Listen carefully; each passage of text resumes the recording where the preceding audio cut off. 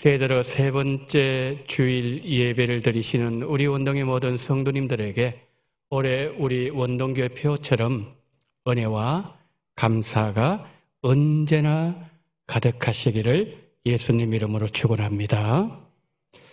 오늘부터 살펴볼 시편 23편은 많은 성도님들이 좋아하시고 또 시편 23편 가지고 찬양도 많이 부르시고 그리고 암송도 많이 하는 성경입니다. 시편 23편에는 은혜, 감사라는 단어가 등장하지 않지만 어느 시편보다 은혜와 감사가 넘치는 시편입니다. 목자와 양들, 푸른 초장과 쉴만한 물을 상상하면 평화로운 한 폭의 그림이 그려지지만 시편 23편의 배경은 거친 광야입니다. 사망의 엄청난 골짜기가 있고 원수가 어디서 튀어나올지 모르는 거친 광야에서 시편 23편은 전개됩니다. 우리가 살고 있는 세상이 그렇지 않습니까? 푸른 초장과 쉴만한 물가로 둘러싸인 환경에 살아가는 이들이 우리 가운데 몇 분이나 될까요? 사망의 엄청난 골짜기도 원수도 내 힘으로는 이길 수 없는 강한 존재들입니다. 그래서 4절에 지팡이가 필요하고 막대기도 필요한 것이죠. 우리가 사망의 엄청난 골짜기를 지날 때에 우리의 선한 목자 예수님이 우리와 함께하지 아니하시면 우리는 길을 잃을 수밖에 없습니다. 거친 광야를 살아가면서 주님을 목자로 섬기면서 따라갔던 다윗은 이렇게 고백합니다. 부족함이 없었습니다. 모든 것이 부족한 광야를 살아가는 우리도 어떻게 하면 다윗의 고백처럼 내 인생에는 부족함이 없었습니다. 이 고백을 할 수 있을까요? 비결을 1절 상반절은 이렇게 기록합니다. 여호와는 나의 목자시니. 양들에게는 풀과 물을 발견할 수 있는 능력이 없습니다. 목자가 인도해 주셔야 풀밭에 갈 수 있고 물을 배불리 먹을 수 있고 쉴 수 있습니다. 그러니까 시편 23편의 키워드는 목자입니다. 만약에 시편 23편에서 목자가 빠져버린다면 어떤 일이 벌어질까요? 푸른 초장 쉴만 물가 없을 것이고 목자 없는 양은 사망의 골짜기를 헤맬 것이고 원수들은 양을 해칠 것이고 양들은 맹수의 먹이가 되고 말 것입니다.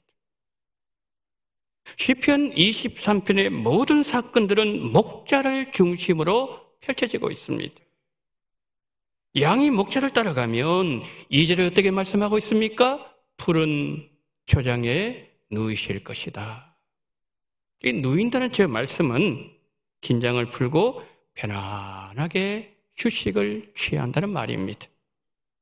다윗이 시편 3편에서 이를 잘 보여주고 있습니다. 시편 3편은 다윗이 아들 압살롬에게 쫓겨 다닐 때의 지언시입니다.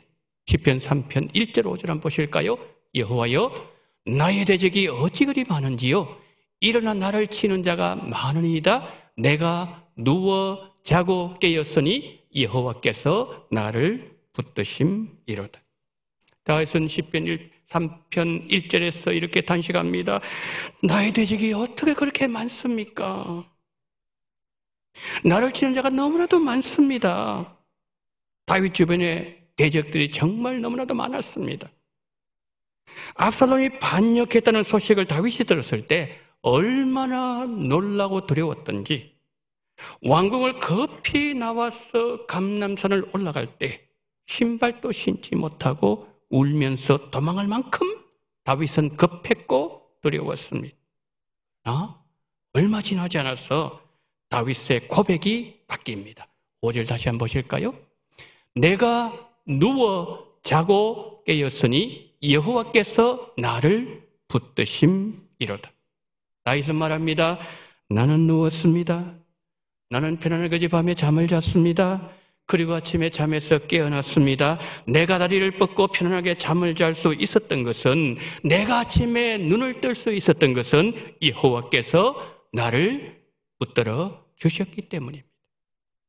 여러분, 지금 압살롬에게 쫓겨다니는 상황인데 다리를 뻗고 잘 수 있는 환경이 아니었습니다. 두려워서 잠이 오지 않습니다. 웅크리고 자야만 되었습니다.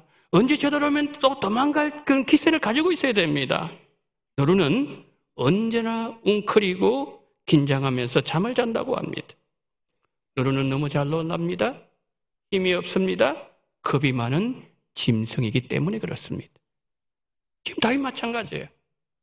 압살롬이 지금 압박을 해오고 있습니다. 평소에 다윗에게 그렇게 충성을 다했던 아히도벨, 압살롬 편에 섰습니다. 다윗을 죽이려고 지금 계략을 꾸미고 있었습니다. 민심은 압살롬 편으로 기울었습니다. 좌우를 보고 앞뒤를 보아도 온통 원수들 뿐입니다.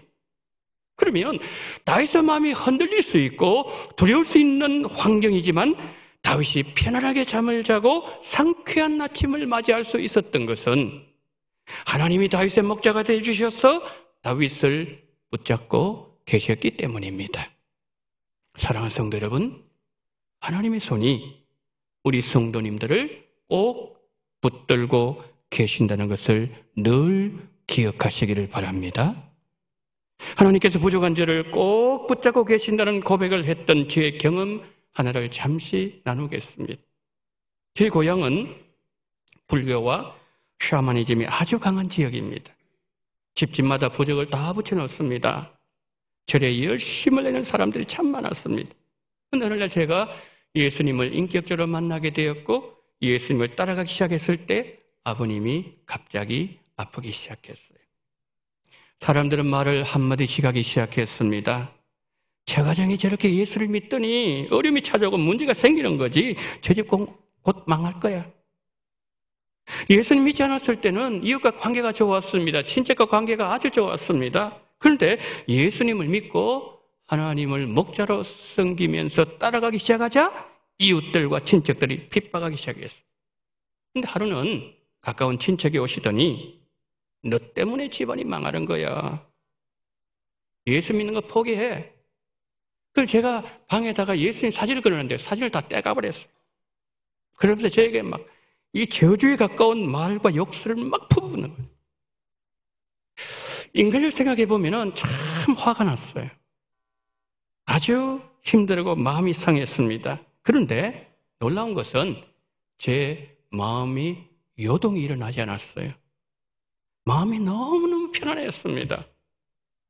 제 눈에는 보이지 않았지만 하나님의 구원의 손이 저를 감싸고 있었고 주님의 위로의 손이 저의 마음을 붙잡고 계신다는 것을 제가 느낄 수가 있었습니다. 많은 고난의 시간들이 흘러갔습니다. 하나님은 아버님을 구원받게 하셨고 저희 가족 모두 복음을 받아들이게 되었습니다. 성도 여러분, 우리를 붙들고 계시는 하나님의 손은 어떤 손입니까? 우주 만물을 붙잡고 계시는 능력의 손이에요. 그 손은 크신 손이고 강한 손이에요. 예수님께서 요한복음 10장 28절 29절 이렇게 말씀합니다. 내가 그들에게 영생을 주노니 영원히 멸망하지 아니할 것이요 또 그들을 내 손에서 빼앗을 자가 없느니라. 그들을 주신 내 아버지는 만물보다 크심에 아무도 아버지의 손에서 빼앗을 수 없느니라. 만물보다 더 크신 아버지의 손이 우리를 붙잡고 계시기에 아버지 손에서 누구도 우리를 빼앗을 수가 없다는 주님의 말씀이에요. 자, 그러면 우리를 붙들고 계시는 하나님의 손은 어떤 손일까요? 사도 요한은 요한복음 20장 26절 27절에서 말씀합니다. 예수께서 오사 가운데 서서 이르시되 너에게 평강이 있을지어다 하시고 도마에게 이르시되 내 손가락을 이리 내밀어 내 손을 보고 내 손을 내밀어 내 옆구리에 넣어보라. 그리하여 믿음 없는 자가 되지 말고 믿는 자가 되라. 우리를 붙잡아 주시는 주님의 손은 우리를 위하여 십자가에 못 박히신 손이었습니다. 주님은 도마에게 말씀하셨습니다. 도마야, 내 손을 한번 봐라. 나는 너를 위해 십자가에 달렸고 너를 위하여 못 박힌 내 손을 보아라. 그리고 의심하지 말고 도마야 믿는 자가 되라. 우리를 위해 목숨을 버리신 예수님의 손이 우리를 붙잡고 계십니다. 우리를 죽음에서 살리기 위해서 못 박히신 그 손으로 우리를 붙잡고 계신다면 얼마나 강하게 붙잡아 주실까요? 그 손으로 우리를 붙잡지 못하도록 누가 막을 수 있을까요? 주님이 나를 붙잡고 계시기에 두려운 환경에서 우리는 편안하게 누울 수 있고 밤에 단잠을 잘 수 있는 것입니다. 성도님 여러분, 두려워하지 마십시오. 겁내지 마십시오. 주께서 우리와 함께 하십니다. 사랑하는 성도 여러분, 우리의 손은 목자 예수님을 더 바라보십시다. 주님의 손을 더 강하게 붙잡으십시다. 주님의 품 안으로 더 깊이 들어가십시다. 그러면 흔들리는 우리 마음을 주님께서 붙잡아 주실 것입니다. 다윗은 1절에서 여호와를 말씀하면서 나의 목자라는 단어를 사용합니다. 저 사람의 목자가 아니고 그들의 목자도 아니고 나의 목자라고 고백하고 있습니다. 여러분, 다윗은 그 인생의 선맛 단맛 다 보았던 사람이에요. 인생 산전수전 다 겪었고 이런 사람 저런 사람을 다 경험했던 사람이 다윗이었어요. 근데 그 모든 과정을 지나오면서 알게 된 다윗의 하나님, 어떤 하나님이었나요? 다윗의 하나님은 거친 광야에서도 다윗을 부족함이 없도록 채워주신 하나님이셨습니다. 사마리아 골짜기 지나갈 때 눈동자와 같이 보호해 주신 하나님이셨어요. 원수의 목전에서 진수성찬을 차려주시는 하나님이셨고 다윗의 머리에 성령으로 기름 부어주신 하나님이셨습니다. 이 좋으신 하나님을 다윗을 통해서 우리에게 깨닫게 해주신 이 주옥 같은 하나님의 말씀이 바로 시편 23편이라는 것이지요. 그런데 여러분, 인생을 우리가 살면서 산전수전 다 겪었다는 것, 인생의 쓴맛 단맛 다 경험했다는 그 자체가 중요한 것일까요? 그 경험이 오히려 교만의 근거가 될 수도 있고 어떤 경우 하나님을 경외하지 못하도록 만드는 이유가 될 수도 있습니다. 그래서 정말 우리에게 중요한 것은 우리 인생의 경험을 통해서 하나님을 배워야 한다는 것이 하나님. 어떤 하나님 배워야 된다는 거죠? 내 하나님은 선한 목자이시고 내 인생 광야 속에서 모든 것을 풍족하게 채워주시고 내가 가야 될 그 길을 먼저 가셔서 내 인생 길을 인도해 주시고 원수 앞에서 나를 부끄럽지 않게 만들어주시고 오늘도 내 머리에 성령으로 기름 부으시는 하나님을 배워야 한다는 것이죠. 이 경험들이 내 인생은 부족함이 없었고 지금도 부족함이 없습니다. 고백하게 만든다는 거죠. 사람들에게 배신당하고 인생의 쓴맛 단맛 다 보았던 다윗이 이렇게 고백합니다. 여호와는 나의 목자시니 여호와는 나의 목자시니 내게 부족함이 없으리로다. 그렇지만 돌아보게 되면 다윗의 인생에는 부족함이 있었던 때가 있었어요. 그 가운데 하나가 사무엘하 11장의 바세바 사건이었습니다. 다윗의 왕권이 견고해집니다. 나라가 안정됩니다. 그때 다윗의 마음이 교만해지던 어느 날 바세바를 보는 순간 간음죄를 범하게 됩니다. 결과가 어떻게 되었나요? 사울에게 쫓겨다녔던 것처럼 압살롬 아들에게 쫓겨다니는 삶을 다시 다윗은 반복해야 했습니다. 자, 여기서 중요한 것은 하나님은 죄의 대가를 반드시 치르게 하신다는 거예요. 절대로 죄를 지으면 안 됩니다. 이 바세바 사건을 통해서 다윗이 하나님을 통해서 하나님을 또 배운 거예요. 시편 51편 9절 11절 한번 보세요. 주의 얼굴을 내 죄에서 돌이키시고 내 모든 죄악을 지워주소서. 나를 주 앞에서 쫓아내지 마시며 주의 성령을 내게서 거두지 마소서. 11절에서 뭐라고 고백하고 있죠? 주 앞에서 저를 쫓아내지 마시고, 하나님 왕의 자리에서 나를 쫓아내지 마시옵소서. 그것이 아니었다는 거죠. 왕의 자리를 내가 어떻게 올라왔는데, 내가 얼마나 노력해서 일구어낸 왕국인데, 하나님 다른 것은 몰라도 나를 왕의 자리에서만큼은 쫓아내지 말아주시옵소서. 다윗은 그렇게 기도하지 않았습니다. 나를 주 앞에서 쫓아내지 마옵소서. 하나님 앞에 쫓겨나는 일은 나의 하나님을 잃어버리는 것이고, 그것은 내 인생의 가장 비참한 일이요, 가장 내 인생에 두려운 일이라는 것을 다윗이 밧세바 사건을 통해서 배웠다는 거죠. 우리도 마찬가지예요. 우리가 살아가다가 큰 어려움을 당할 때, 주님 저의 재물만은 가져가지 마십시오. 주님 저의 건강만은 치지 마십시오. 주님 저의 명예만큼은 지켜주십시오. 그런 기도가 아니라, 주님의 얼굴을 저에게서 거두지 말아 주옵소서. 저는 주님 앞에 꼭 쫓겨나는 그런 인생이 되고 싶지 않습니다. 주의 얼굴을 제게서 거두지 말아 주옵소서. 우리 인생의 아픔의 시간에 본문이 다윗이 그랬던 것처럼 우리도 하나님을 배워야 하는 것입니다. 여러분, 다윗에게 여호와 하나님은 정말 나의 목자이셨습니다. 여러분, 예수님은 제 사람의 목자도 아니고 그들의 목자도 아니고 나의 선한 목자이십니다. 그런데 나를 향하던 주의 얼굴을 가리우시고, 내가 하나님께 쫓겨난다면 모든 것이 다 나에게 있다 할지라도 나는 세상 다 잃어버린 실패한 인생이 되고 만다는 것이죠.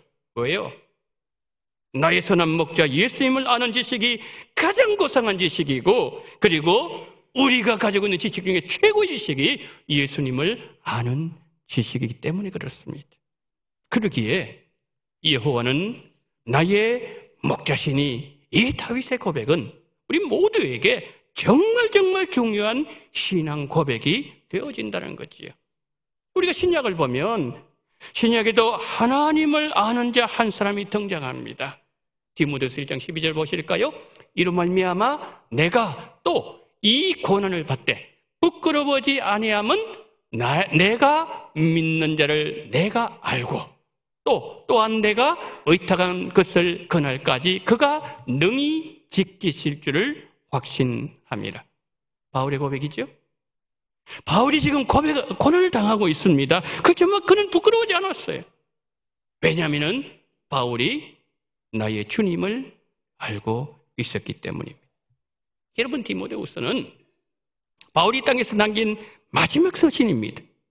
그러니까 인생의 산전수전 다 겪은 믿음의 장소가, 그리고 인생의 손맛 단맛을 다 보고 이 사람에게 치이고 저 사람에게 배반당한 그 믿음의 장소가 인생 마지막 순간에 그 입에서 나는 고백이 뭐라고요?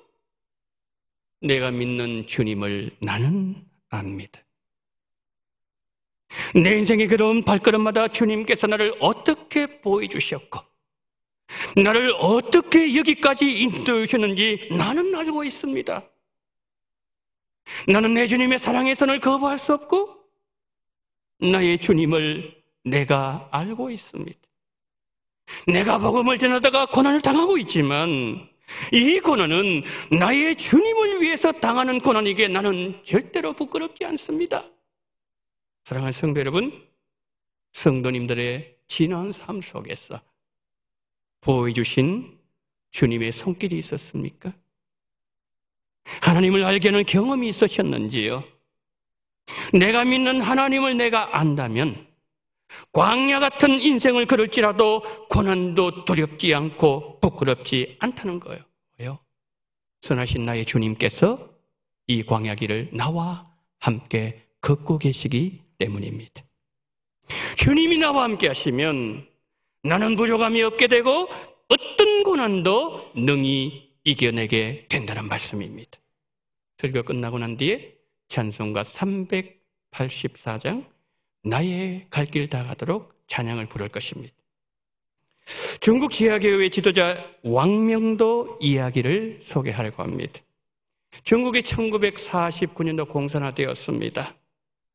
그러자 교회가 큰 핍박을 당하게 됩니다. 그래서 공산당은 생각했습니다. 교회 지도자 왕명도를 제거하면 중국 교회 무너뜨릴 수 있다. 잡았습니다. 고문을 했습니다. 그런데 고문이 너무너무 힘들어서 예수님을 그가 부인해버렸어요. 그러자 공산당이 석방시켜 주었어요. 그런데 그 일로 인해 가지고 양심에 어마어마한 이 가책을 받아서 견딜 수가 없었어요. 그래서 편말을 하나 만들어가지고 어깨에다 걸어가지고 이렇게 글자를 써가지고 베이징 거리로 나갔어요. 그러면서 글에 기록된 대로, 여기 기록된 대로 그는 이렇게 얘기했습니다. 저는 베드로입니다. 저는 예수님을 부인한 배반자입니다. 그러나 다시 나의 목자 주님을 섬기기를 원합니다. 당신들도 예수님을 잘 믿으십시오. 다시 붙잡혔습니다. 감옥생활 또 시작했습니다. 19년이 지난 이후에 석방이 되었습니다. 그런 생각했어요. 내가 없으면은 중국교회 무너질지도 모른다. 그리고 많은 성도들도 그렇게 생각했습니다. 그런데 놀라운 일은 그가 감옥에 있던 19년 동안, 19년 전에는 중국의 지하교회 성도들이 70만 명이었는데 19년 지나니까 7천만 명이 되어 있었다는 거지. 성도 여러분, 교회의 머리는 예수님이시고 교회는 예수님께서 책임져 주십니다. 인도 출신의 세계적인 기독교 변증가인 잭 클라이어스가 왕명도를 찾아갔어요. 물었습니다. 당신은 그 어떻게 불같은 고난을 19년 동안 그렇게 견딜 수가 있었습니까? 질문했을 때에 왕명도가 말 대신에 찬송으로 대신한 것이 찬송가 384장이었습니다. 2절 가사 불러드립니다. 나의 갈 길 다가도록 예수 인도하시니 어려운 일 당한 때도 족한 은혜 주시네. 나는 심히 고단하고 영혼 매우 가라나 나의 앞에 반석에서 샘물 나게 하시네. 나의 앞에 반석에서 샘물 나게 하시네. 1절 우리 같이 함께 정말 우리가 그분의 심정을 가지고 함께 우리 찬양을 불러보도록 하겠습니다. 나의 갈 길 다가도록 예수 인도하시니 내 주 안에 있는 긍휼 어찌 의심하리요. 믿음으로 사는 자는 하늘 위로 받겠네. 무슨 일을 만나든지 만사 형통하리라. 무슨 일을 만나든지 만사 형통하리라. 우리의 목자 되시는 예수님은 우리가 건강할 때, 우리가 병들었을 때, 우리 가슴이 성령으로 뜨거울 때, 우리 가슴이 식어질 때, 우리 힘으로는 아무것도 할 수 없는 사망의 골짜기를 지나갈 그때도 예수님은 우리를 인도하시고 지키시는 우리의 선한 목자이십니다. 우주 만물을 붙들고 계시는 크고 강한 그 손으로 우리를 살리기 위해서 십자가에 못 박이시고 피 묻은 사랑의 손으로 예수님은 저와 우리 성도님들을 지켜주실 것입니다. 양의 선한 목자 되시는 예수님을 붙들고 살아가는 그 성도는 사람의 위로와 비교할 수 없고 땅의 위로와도 비교되지 않는 하늘 위로를 받게 될 것입니다. 이 놀라운 은혜가 설교 들으시는 모든 성도님들에게 1년 내내 함께 하시기를 우리의 선한 목자 예수님의 이름으로 축복합니다. 아멘.